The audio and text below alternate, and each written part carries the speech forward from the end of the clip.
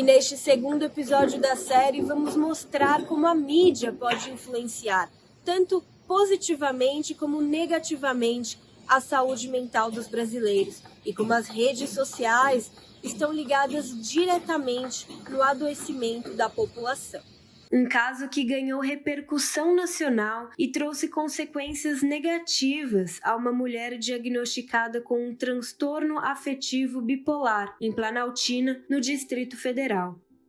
Em 9 de março de 2022, Sandra Mara Fernandes foi internada em uma clínica após um episódio de surto que foi noticiado de forma deturpada pela mídia brasileira. O acontecimento veio à tona quando o companheiro de Sandra verifica que há outro indivíduo dentro do carro da mulher, em um ato sexual. Estava dentro do carro Givaldo Alves. A mídia obteve áudios em que a mulher narrou o que aconteceu. Ela afirmou que viu imagens do marido e de Deus no homem, e que não tinha ingerido bebida alcoólica. Um laudo elaborado por médicos do Hospital Universitário de Brasília concluiu que a comerciante Sandra Mara Fernandes, de 33 anos, apresentava sinais de transtorno afetivo bipolar em fase maníaca psicótica. Porém, até que a polícia e médicos concluíssem de fato o que ocorreu, o caso ganhou notoriedade de forma extremamente equivocada pela mídia, dando espaço a Givaldo Alves, que ganhou holofotes de forma extremamente dúbia.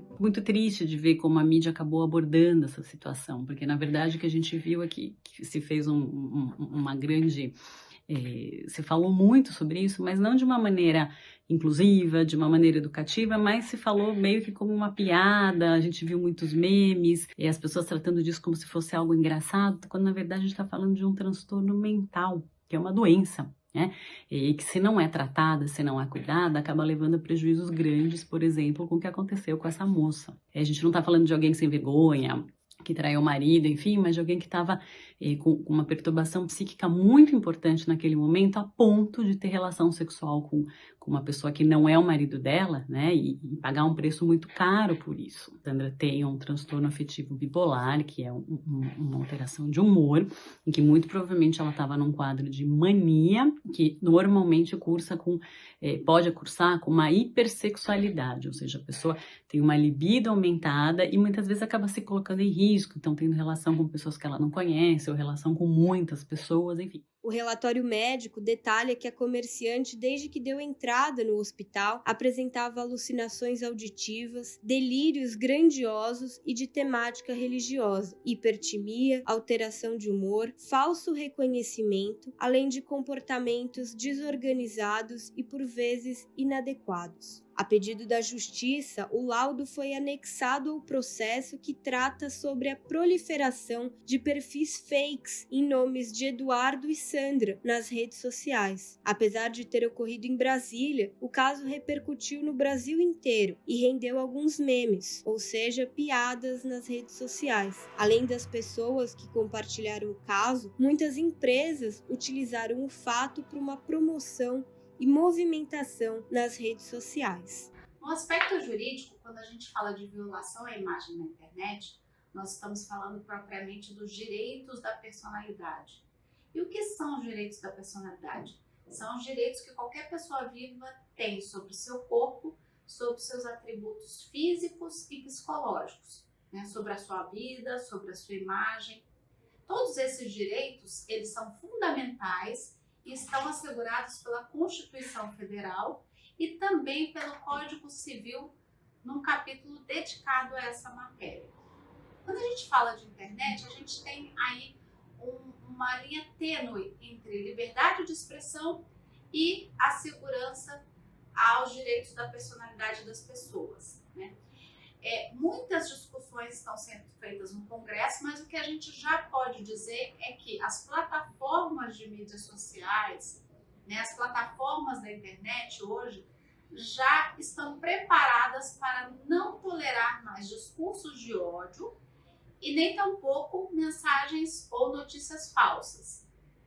Então, se você é vítima, né, de um discurso de ódio, ou se, por exemplo, sua imagem é utilizada num meme que fica sendo compartilhada e multiplicado pela rede, você pode automaticamente procurar a plataforma, ela já tem lá alguns links onde você pode acessar e pedir para que aquela determinada publicação seja limitada, ou seja retirada do ar, né? A internet tem trazido esse malefício, as pessoas têm muito medo do cancelamento. O que é o cancelamento? O cancelamento, na verdade, pelo direito, está ligado à imagem e atributo. O que é a imagem e atributo no direito? É justamente a imagem que o outro faz sobre a minha personalidade, sobre o que eu sou, né? Então, quando uma pessoa é mal vista na internet ou extremamente criticada ou mal falada, na verdade a gente está atacando a sua imagem e atributo, que também é tutelada no direito brasileiro, né? No ordenamento jurídico brasileiro. Então, as pessoas que sofrerem algum tipo de dano nesse sentido, elas podem sim pretender judicialmente a reparação dos seus danos e imediatamente procurar as plataformas da web, que elas hoje também estão preparadas para imediatamente conter essa divulgação, conter esse compartilhamento exacerbado de uma notícia que possa afetar uma pessoa, seja psicologicamente, emocionalmente, ou seja dos seus atributos físicos, ou com notícias falsas, ou com discurso de ódio. Como vimos no caso de Sandra, as mídias e redes sociais estão ligadas diretamente na nossa saúde mental, em como nos relacionamos e somos vistos pelos outros.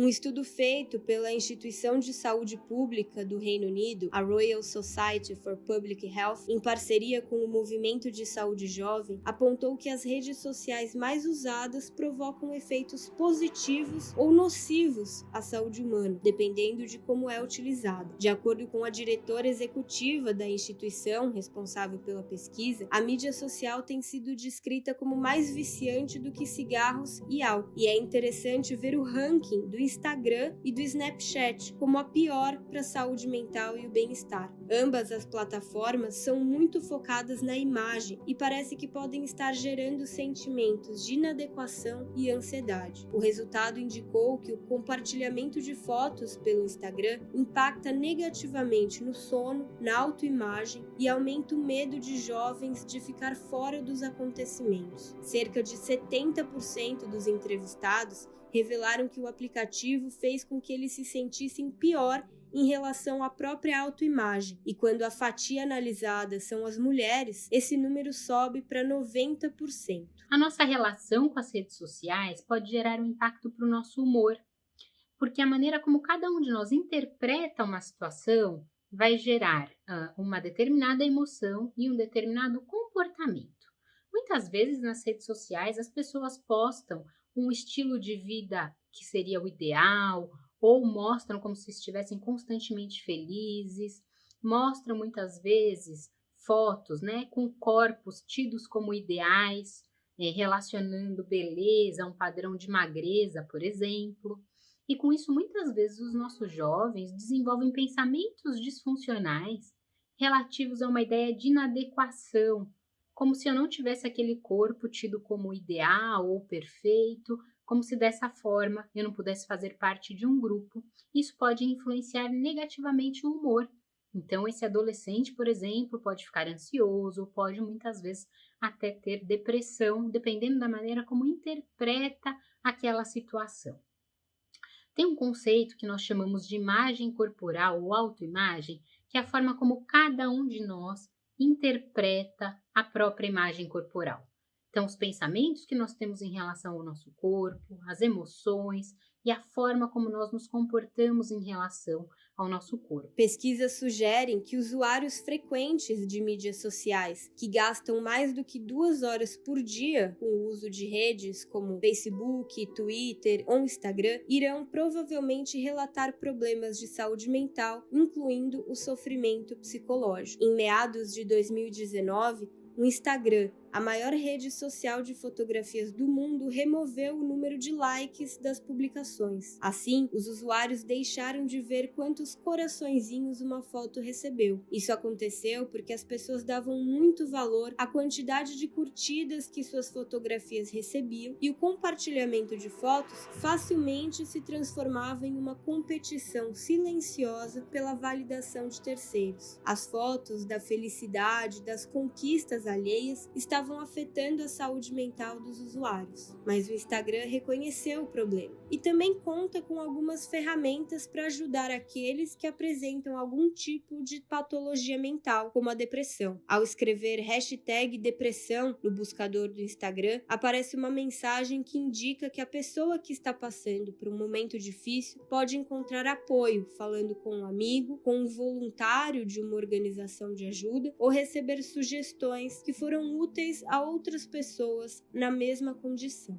As redes sociais, sim, elas interferem tanto positivamente como negativamente em relação à nossa saúde mental. Vimos um crescimento absurdo de pessoas realmente preocupadas com a saúde mental dos seus espectadores. Então, por exemplo, perfis de médicos, psicólogos, coachings, profissionais de saúde, de educação física, preocupados em ajudar, em levar informação de qualidade e acolher essas pessoas que estavam sozinhas em casa, em depressão, com qualquer tipo de problema, provavelmente com Covid, não podendo encontrar com outras pessoas. Então, sim, a gente viu um crescimento enorme, absurdo, positivamente, de pessoas preocupadas com a saúde mental.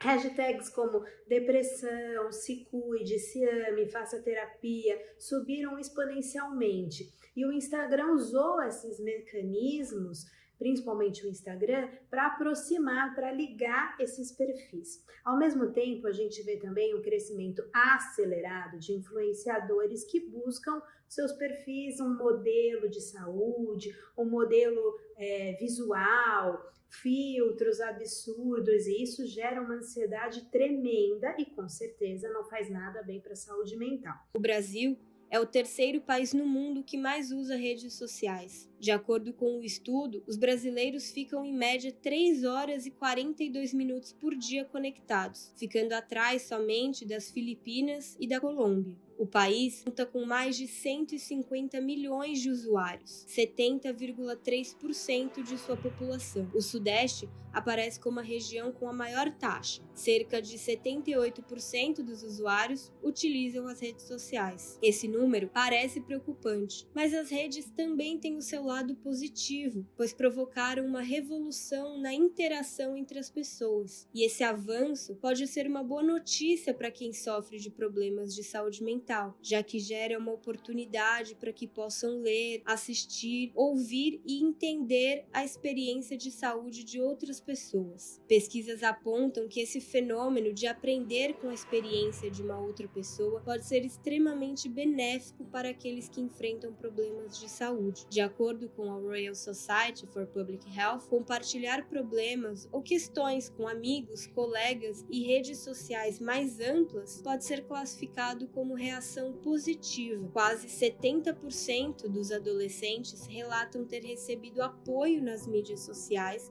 durante tempos desafiadores. Sempre fui uma consumidora assídua de redes sociais. Eu entrei nas redes sociais ainda muito nova, comecei a seguir blogueiras de moda, influencer, artistas e alguns outros nichos. Sempre fui acostumada a acompanhar a vida dessas pessoas. E depois de um tempo, quando eu cresci e comecei a entrar na fase adulta, trabalhar, conquistar as minhas coisas, eu comecei a gerar uma comparação muito grande relacionada às pessoas que tinham a minha idade e até as pessoas mais novas que eu, principalmente, e a discrepância relacionada à forma de conquistar as coisas. Parecia que para nós, que éramos pessoas comuns, era muito mais difícil conquistar alguma coisa do que para essas pessoas que trabalhavam na internet. E de fato é. E eu comecei a criar muitos comparativos e até cheguei a me questionar se eu estava fazendo as coisas certas, as escolhas certas para minha vida. Então eu decidi fazer um detox de redes sociais e de acompanhar a vida das pessoas, porque eu percebi que, na verdade, o que a gente posta nas redes sociais é sempre o melhor lado da moeda. É o que a gente quer que as pessoas saibam, o que a gente quer que as pessoas vejam, o que a gente quer que as pessoas acreditem relacionados a nós mesmos. E eu comecei a entender que a rede social, na verdade, ela era um mercado e eu era um produto. E eu acabava me vendendo de certa forma, não só a minha imagem, mas o quão interessante e importante eu era. Então, sair um pouco das redes sociais foi muito bom para mim, porque eu pude entender a rede social mais como uma ferramenta de diversão e não uma ferramenta de cobrança nem de comparação. Hoje em dia, eu procuro seguir mais pessoas que tenham conteúdo legal, que me agreguem algo, principalmente relacionado a empreendedorismo, viagens, algumas coisas relacionadas à moda também, mas com um conteúdo mais orgânico, não uma coisa que foge muito da realidade. E hoje, para mim, as redes sociais, às vezes é uma válvula de escape de diversão, mas não tenho mais usado elas para me cobrar relacionado à minha vida pessoal ou às minhas escolhas, e isso tem sido muito bom para mim. Eu fiz terapia também, faço terapia, muito bom, sempre trago esses pontos e a importância de se conhecer e não se comparar. E no próximo e último episódio da série, vamos mostrar como a pandemia influenciou de forma negativa a saúde mental dos brasileiros, como os transtornos mentais ficaram em evidência durante a quarentena do coronavírus.